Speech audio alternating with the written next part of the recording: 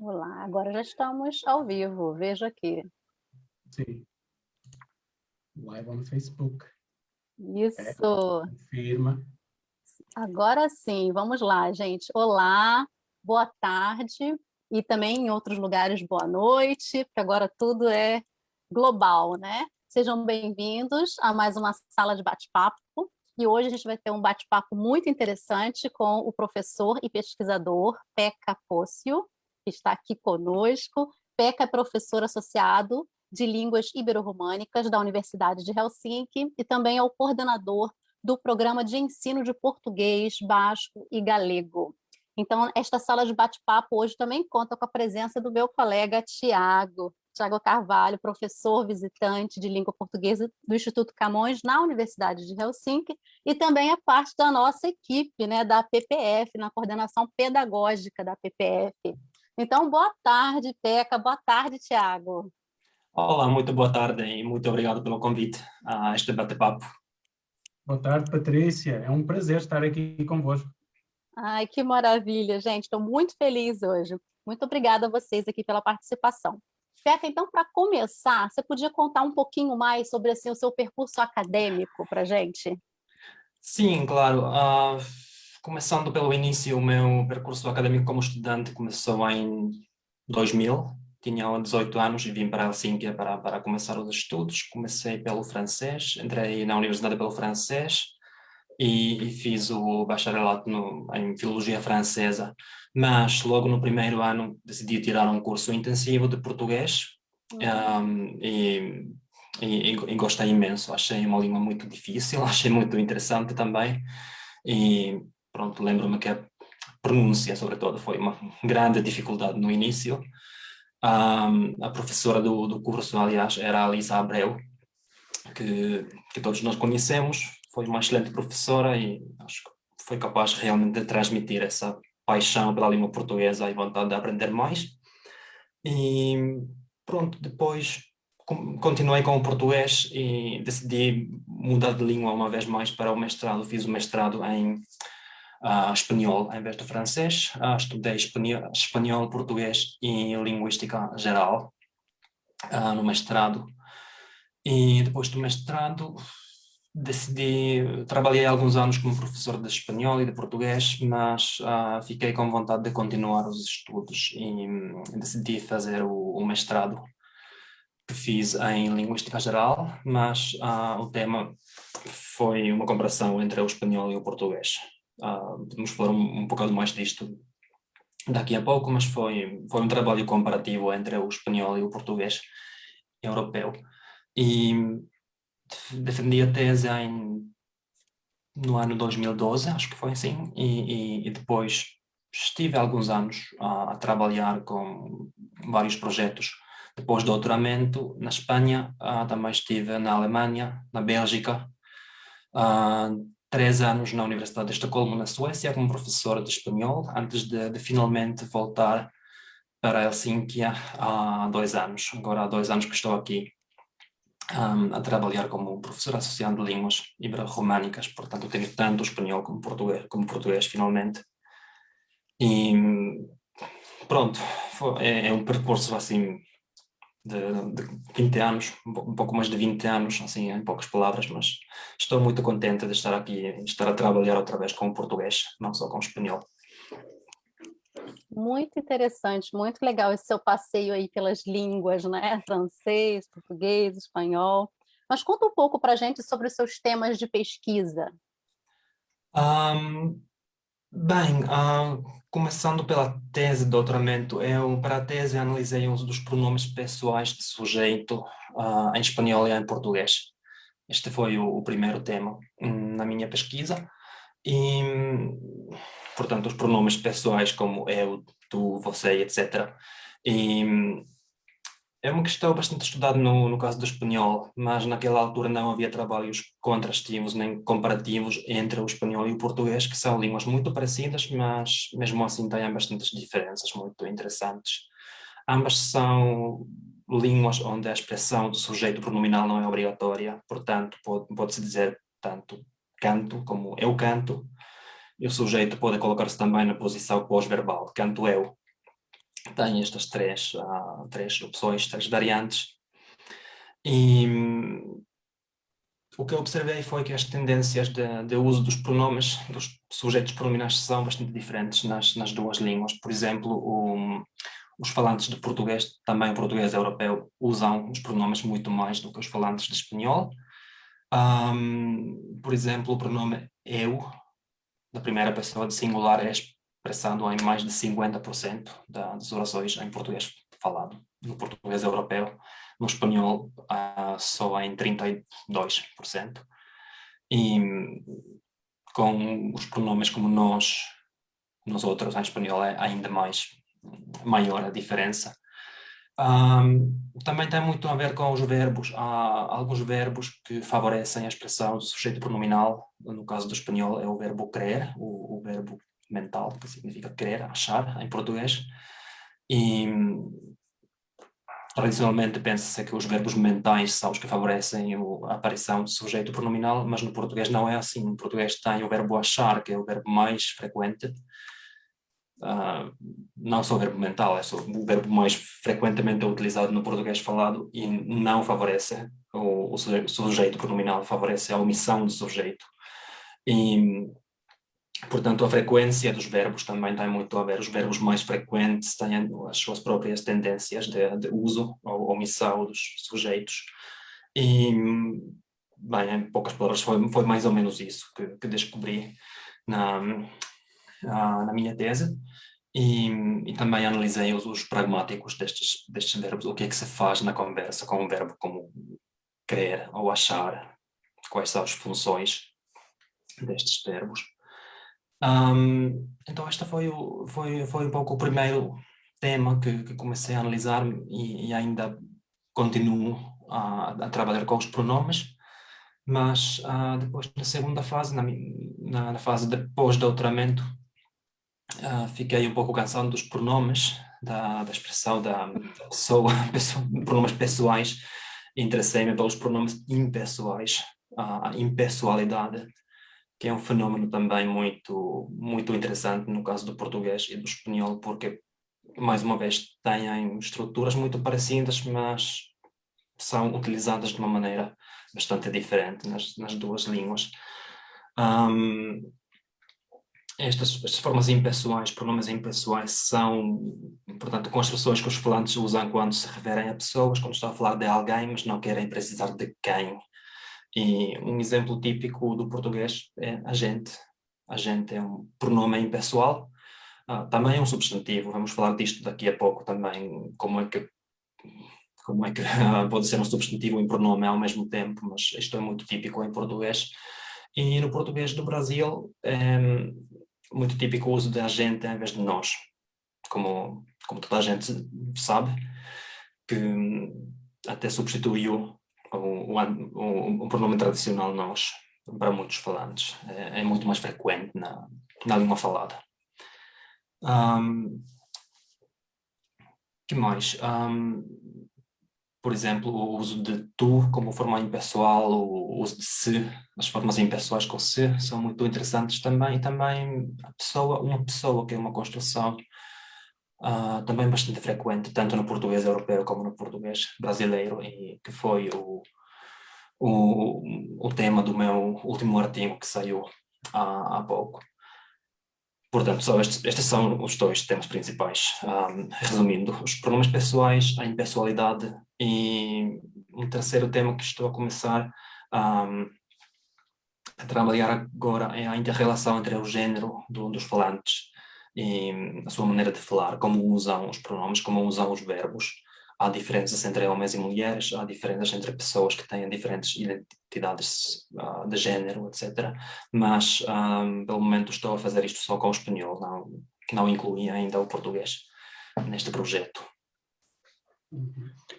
Peca, desculpa, tu disseste nesta fase do teu percurso que estudaste a gramaticalização das formas uma pessoa e a pessoa no português europeu.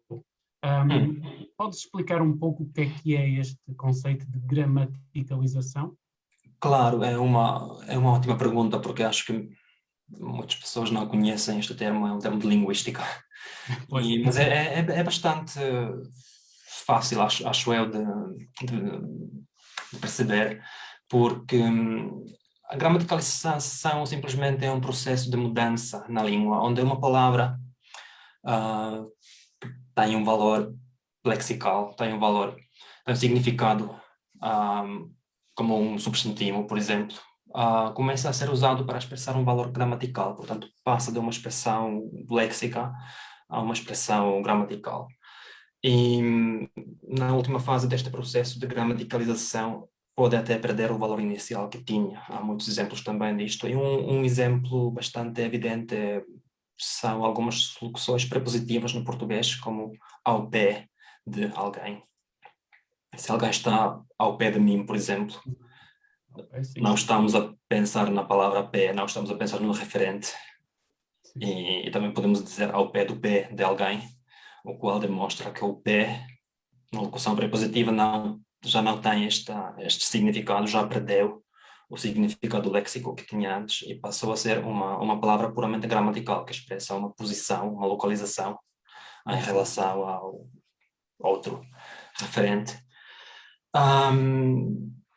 Também há exemplos há bastantes exemplos na história de todas as línguas, praticamente, mas o português tem, por exemplo, os adjetivos em mente, que passou a ser um sufixo nos advérbios, tipo infelizmente, tranquilamente, etc. E, claro, é derivado da palavra, do substantivo mente, a mente. Portanto, isto explica também porque os adjetivos estão na forma feminina, nos advérbios, tranquilamente, porque a mente é uma palavra feminina, um substantivo feminino. Isto nota-se também em textos antigos, porque este tipo de advérbios aparecem primeiro com substantivos que podiam referir-se à mente de uma pessoa. Alguém pode ter uma mente tranquila, uma mente feliz, mas estes são os primeiros usos que aparecem destes adjetivos nos textos na língua antiga. E só muito, muito tempo depois aparecem palavras como rapidamente, porque não é muito comum dizer que alguém tem a mente rápida, não é? E economicamente, tecnologicamente, etc., aparece ainda muito mais tempo depois. Portanto, é um processo muito lento que pode demorar muitos séculos. Há bastantes exemplos também, como o uso do verbo ir como auxiliar. Vou trabalhar amanhã, que obviamente é um verbo de movimento, mas neste uso já não tem esta conotação de movimento. Vou trabalhar amanhã não significa eu vou a algum lugar e trabalho, mas vem daí, ou seja, foi o primeiro uso deste tipo de construções com o verbo ir. E, curiosamente, o português não aceita a combinação vou ir. Pois é. Mas pode-se usar com qualquer tipo de verbos, qualquer tipo de verbos principais que já não têm nada a ver com movimento. Vou pensar nisto, por exemplo. Vou gostar, não significa que eu vou movimento a algum lugar.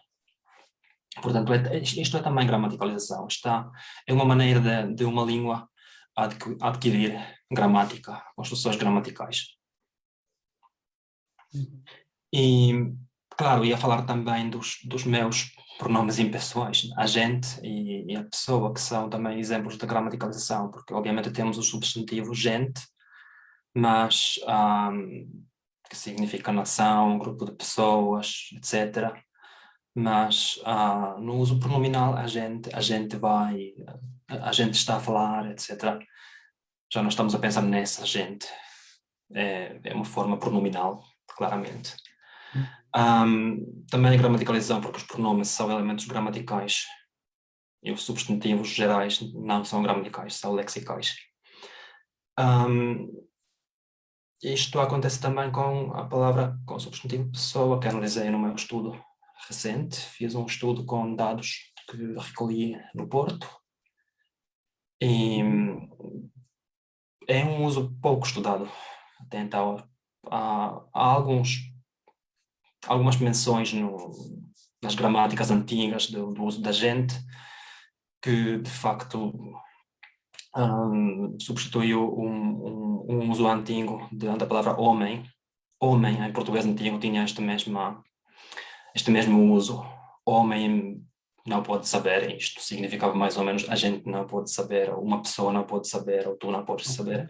O homem sem artigo era utilizado e foi substituído por uma pessoa e a pessoa, que são as duas formas que se usam também hoje em dia no português. Eu tenho aqui, possivelmente é isto que estás a falar. Exatamente, este é o uso de a pessoa e uma pessoa, portanto existe a forma definida a pessoa e também a indefinida uma pessoa, e parece que não há muita diferença, ou seja, há pessoas que usam a pessoa, há pessoas que usam uma pessoa mais uma questão de preferência individual, mas estes três exemplos são bastante típicos, são do meu corpus dos dados das entrevistas que fiz no Porto em 2014. E no primeiro exemplo temos, ao escrever uma mensagem, a pessoa escreve quase tão rápido como está a falar. E depois acho interessante uma pessoa estudar o nosso passado. Portanto, não estamos a falar de uma pessoa determinada, não é o substantivo a pessoa, senão poderia ser substituído pelo tu, por exemplo. Escrever uma mensagem, tu escreves quase tão rápido como falas. Só natural, no português europeu, pelo menos. No português brasileiro seria mais o você.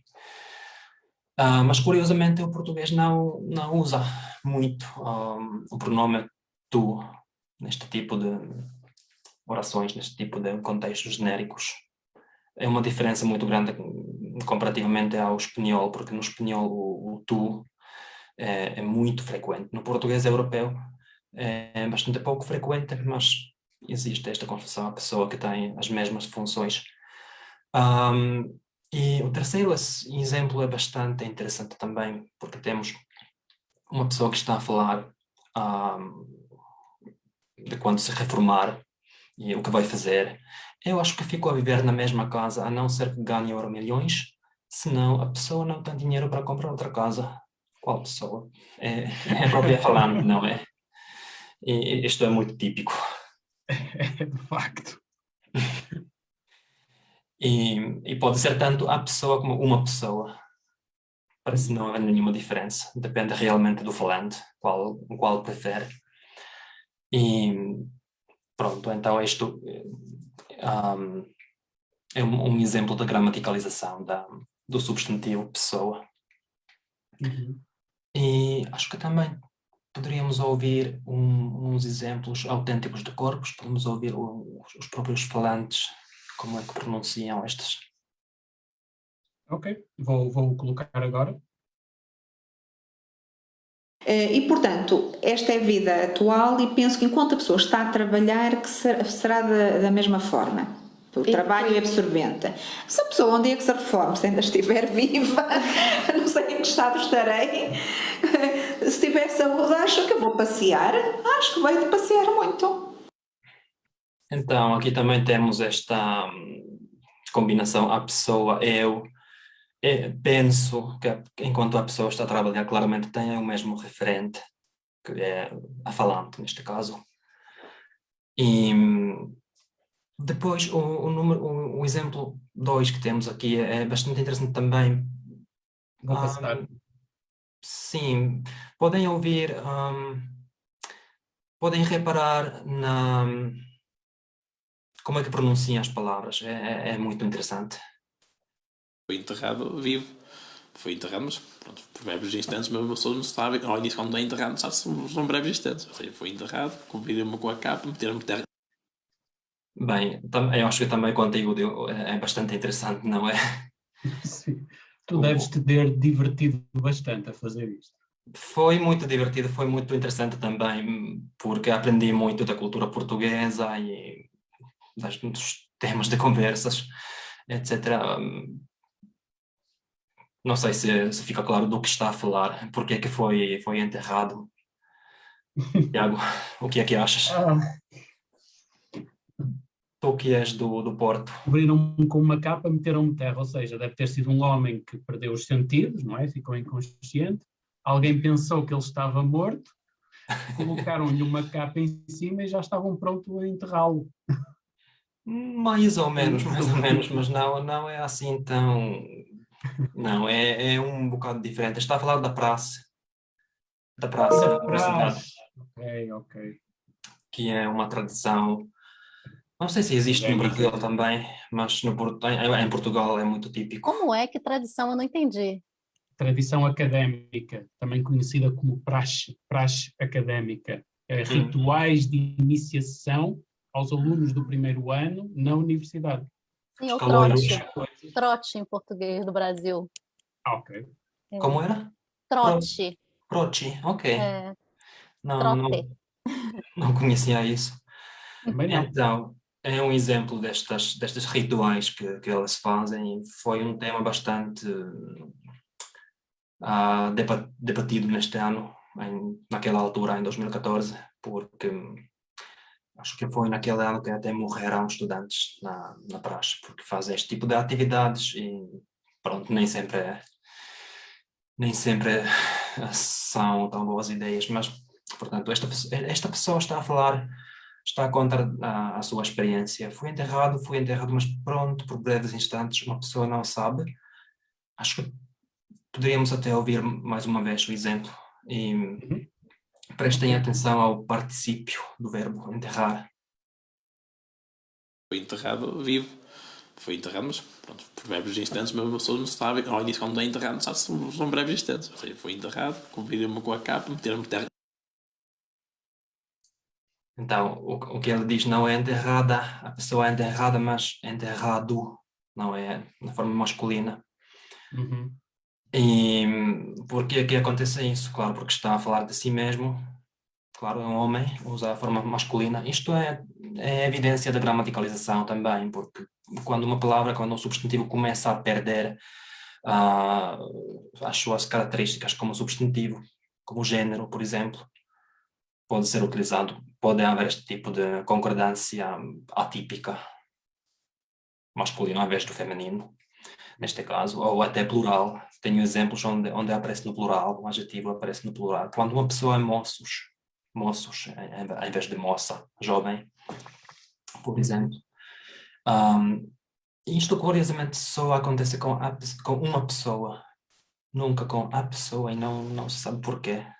Não sabemos porquê. Já falei disto com colegas portugueses, com linguistas, que também analisaram esta construção e dizem que não fica bem claro. Portanto, há trabalho a fazer ainda.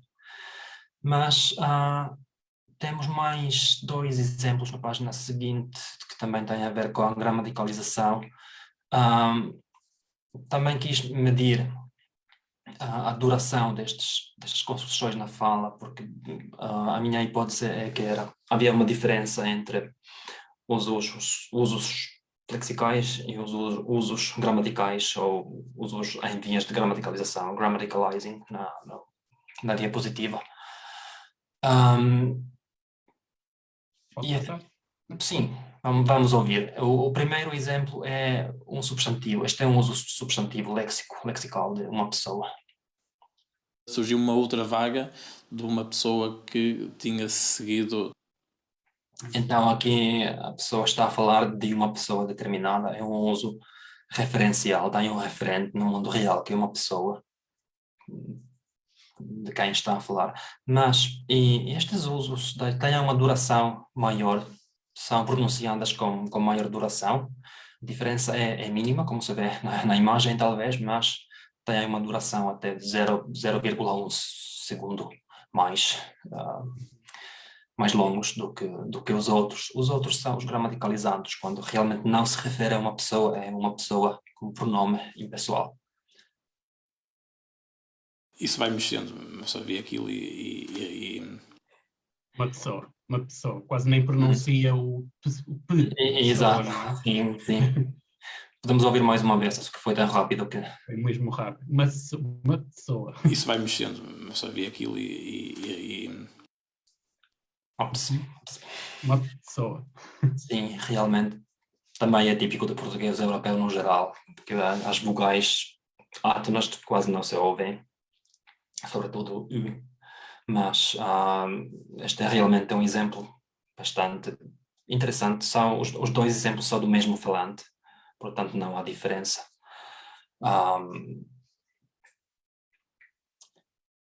E, bem, não me lembro agora se tínhamos mais exemplos disto ou foi já o último.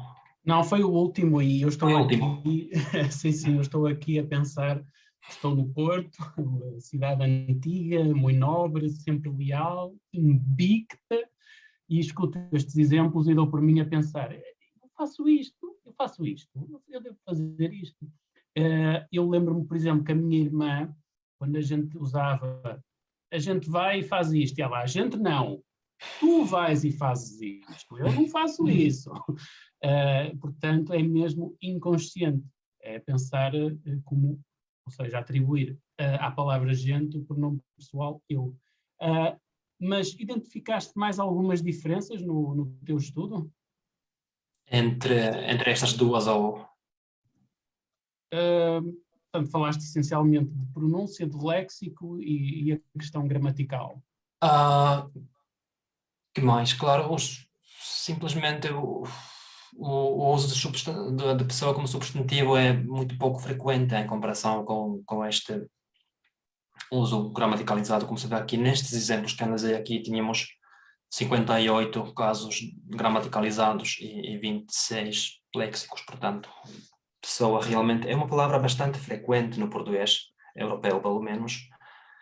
E também é interessante observar que a forma as pessoas é incrivelmente frequente, é muito utilizado. E nestes dados que analisei, que são dos falantes, são de falantes do Porto, pessoas que têm estudos universitários, que provavelmente têm o que se chama de linguística, são falantes cultos, entre aspas, que têm estudos, acho que estão a evitar um pouco o uso da gente, pelo menos nas entrevistas. As entrevistas deste tipo nunca representam realmente como as pessoas falam na sua vida diária, mas é o que se pode fazer para recolher dados. É muito mais difícil ir com um gravador a gravar as pessoas quando está a falar em casa ou com os amigos e tal, mas não há praticamente. Em outras línguas sim, mas no caso do português há muito poucos dados assim coloquiais, conversas. Então eu acho que as pessoas pode ser uma forma de evitar o uso de agentes, simplesmente. Mas, de qualquer maneira, comparando outra vez com o espanhol, a palavra pessoa é muitíssimo mais frequente do que persona em espanhol. E também tem a ver com a gramaticalização. Os elementos que se gramaticalizam costumam ser palavras muito frequentes. Então, um comentário rápido, porque o Thiago ficou pensando em como que ele usa. E eu também fiquei pensando muito como eu uso, né? Então, eu vi que eu uso muito essa forma a pessoa, dessa maneira de generalizar, de estar contando uma coisa que as outras pessoas se incluem. E quando eu uso a gente, é mais porque eu quero explicitamente me incluir no que eu estou falando, aproximar aquilo de mim. E quando eu uso a pessoa, é que eu quero aproximar do geral das outras pessoas e que elas também se vejam naquela situação, entendeu? Mesmo que eu esteja falando de mim, o foco não sou eu quero que fique geral. E não é gente, eu quero me incluir de uma maneira mais explícita, né? Então, acho que... Claro, claro, exatamente. É por isso que as pessoas usam as pessoas como uma pessoa a pessoa. É para falar de si mesmos, mas também incluir os outros. Fui eu, mas podia ter sido qualquer pessoa na minha situação, então eu uso a Exatamente. pessoa. E, curiosamente, não tenho muitos dados do português brasileiro ainda, mas tenho uns colegas que estão a trabalhar com este tema no português brasileiro e parece que nessa variedade, primeiro, a pessoa é mais frequente do que uma pessoa e parece que tem valor referencial de terceira pessoa mais do que primeira. Portanto, a pessoa é alguém, não eu, necessariamente. Sim, a gente usa muito também como uma outra pessoa. Inclusive, Exato. quando ele não quer dizer o nome daquela pessoa, às vezes todo mundo sabe quem é a pessoa, porque é um contexto que a gente conhece, a pessoa fez Exato. aquilo. Aí você diz, Exato. nossa, aí a pessoa chega e já vai falando, não sei o quê, todo mundo sabe quem é, mas não Sim, quer dizer o nome, né? Então, tem isso sim. sim. Portanto, pode ser, acho que este é o uso de uma pessoa a pessoa para falar de mim, de eu próprio, parece ser mais típico no português europeu, mas também é curioso observar que há exemplos deste tipo já em textos muito antigos dos séculos, sei lá, 16 pelo menos. Há exemplos com uma pessoa, que são muito parecidos aos meus exemplos de hoje em dia, portanto, não é um fenómeno novo.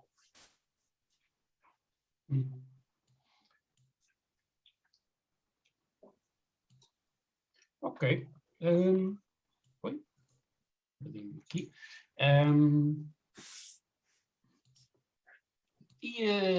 No caso do português de Angola, Beca, também tens alguma indicação, ou português de Moçambique? O português africano. Sim. São variedades muito interessantes, mas muito pouco conhecidas. Portanto, estive a consultar este livro, que é a Gramática do Português, como se vê, publicado pela Fundação Carlos de Gulbenkian há alguns anos, e o capítulo sobre o português africano diz claramente que não há muitos estudos, que não se sabe como é que é, não há muitos dados, quer dizer, não foram feitos muitos análises, mas são variedades interessantes. Porquê? Porque o português está em contato com muitas outras línguas africanas, línguas bantas, por exemplo, e portanto este contato linguístico afeta bastante o português. Também muitas vezes não é a primeira língua dos falantes. Há muitos falantes que aprendem o português só na escola, e portanto é uma língua, uma segunda língua para muitos falantes, embora haja bastante diferença entre... estive a ver os dados sobre isto, e, por exemplo, em 1980 só 1,2% dos moçambicanos falava português como língua materna, e em 2007 já foram 10,7 mil, aliás, 10,7% da população, portanto, 10 vezes mais. E isto faz com que o português realmente tenha cada vez mais falantes nativos também nestes países. Eu nunca estive em Angola nem em Moçambique, infelizmente. Gostaria muito de ir, mas não sei quando vai ser possível. Mas já trabalhei com alguns colegas na Universidade de Estocolmo que sim estiveram em Angola, em Cabinda concretamente, e recolheram dados. E fizemos um trabalho. De facto foi um trabalho feito por uma estudante que ajudámos a fazer a análise, e depois apresentámos o trabalho em alguns congressos sobre os pronomes tu e você no português falado em Angola, em Cabinda. É muito curioso porque eles nessa variedade têm tanto o tu como o você, mas parece que têm funções diferentes, e não no sentido do português europeu, onde o tu e o você representam diferentes níveis de formalidade, não é? Mais ou menos, é uma questão muito difícil também no português europeu, qual é a diferença entre o tu e o você, mas de qualquer maneira parece que nesta variedade o você costuma ser utilizado como pronome impessoal, quando não estamos a falar do interlocutor. Você é mais genérico, é mais impessoal, e o tu é o pronome realmente da segunda pessoa, de singular. De facto, o pronome tu costuma ser omitido, é só o verbo, sem pronome, mas você realmente parece que é usado mais para expressar a pessoalidade nesta variedade. E se isto realmente é assim, precisamos de mais dados, evidentemente, para verificar, mas isto seria então um caso de reanálise gramatical. Foi esta diferença entre tu e você, que no português europeu é uma diferença de formalidade, foi reanalisado, foi aproveitado para expressar outra distinção, que seria então pessoal, impessoal, impessoalidade. E eu pego um bocado nisso, nessa necessidade de haver mais estudos, para fazer a próxima pergunta, que é, olhando para o ensino superior em Helsínquia, não é? O que é que a Universidade de Helsínquia pode oferecer a alguém que esteja interessado em fazer investigação ao nível de pós-graduação? Até posso desafiar um pouco a Patrícia. Sim, eu também acho que quem pode responder esta pergunta é a Patrícia, de facto, porque está mesmo a fazer estudos de pós-graduação. Sim, sim. Eu posso começar, né, Peca, e depois você completa com a parte mais assim de dentro da universidade, né? Eu vou compartilhar então um pouquinho da minha experiência, porque eu acho que pode também incentivar outras pessoas, outros pesquisadores aqui na Finlândia que ficam pensando que não tem espaço para quem estuda português, para quem é da área, né, da linguística, mas com uma língua que é uma língua que não tem tanto espaço aqui, minoritária. Mas eu posso dizer que tem espaço, sim. A gente precisa buscar esses caminhos, né? Então, eu comecei a pesquisar primeiro de maneira independente e fiz também um trabalho na parte de língua de herança. E depois desse trabalho com alguns resultados, eu fui conversando com pessoas dentro da universidade, porque eu conheço alguns professores lá, né? E cheguei até a indicação de mostrar meu trabalho para o PECA, esse trabalho preliminar. E aí o PECA falou, olha, que interessante, vamos escrever mais e vamos tentar conseguir uma vaga aí de doutorado para você. Então, a gente foi trabalhando junto nesse texto, na proposta de pesquisa. Então, você tem que procurar já um professor. Você tem que ter uma ideia, né? Ter um projeto básico escrito, você tem que procurar um professor, e aí esse professor vai te orientar na elaboração do projeto de pesquisa que você vai apresentar. São 2 oportunidades que você tem para apresentar, eu acho que uma em abril e a outra em setembro, participar vamos dizer assim, de uma competição, um concurso, né, que é onde eles escolhem os projetos que vão entrar, né, que você vai receber o seu direito de estudar, e uma vez que você consiga, você entra, né? Então, agora eu estou estudando o contato do português com o finlandês, mas dentro do universo das crianças que estão aprendendo português como língua de herança. Então, eu percebi algumas características diferentes, principalmente o uso do artigo definido, e a gente está querendo agora investigar se o finlandês tem uma influência nessa variação do uso do artigo. Para isso, a gente vai comparar também com crianças que estão aprendendo português na Suécia e ver qual é a relação que o sueco tem, a influência nisso, né? Então, existe esse espaço para você conseguir fazer a pesquisa. Tem que complementar alguma coisa, Peca? Não, acho que já foi tudo e gostei muito do uso do você impessoal que fizeste. Viu? No finalzinho, o brasileiro usa muito. Sim. E pronto, primeiro que tudo é preciso ter um mestrado em linguística ou filologia portuguesa ou uma coisa assim, depois ter um tema realmente que interessante para quem faz o estudo, porque eu acho que não é possível trabalhar 4 anos ou 5 anos com questões que não interessam. Portanto, o teu tema, por exemplo, é excelente, porque é uma questão que tu realmente queres saber a resposta. E também poderia dizer, talvez, que a faculdade costuma aceitar cerca de 50% das solicitudes, portanto não há tantas vagas para estudantes de doutoramento, mas e nem sempre é tão fácil entrar, mas vale a pena tentar várias vezes até. Há muitos estudantes que tentam 2 vezes e só entram na segunda. Eu entrei na segunda. Por exemplo. Eu tinha tentado antes já. Sim. E por depois isso eu reescrevi para uma segunda vez, mas acabei não mandando, aí na terceira, só que eu participei 2 vezes só, mas cheguei a escrever 3 projetos. Por isso é muito importante falar com o orientador, buscar uma pessoa que pode orientar o trabalho desde o início e não ficar sozinho. Exatamente.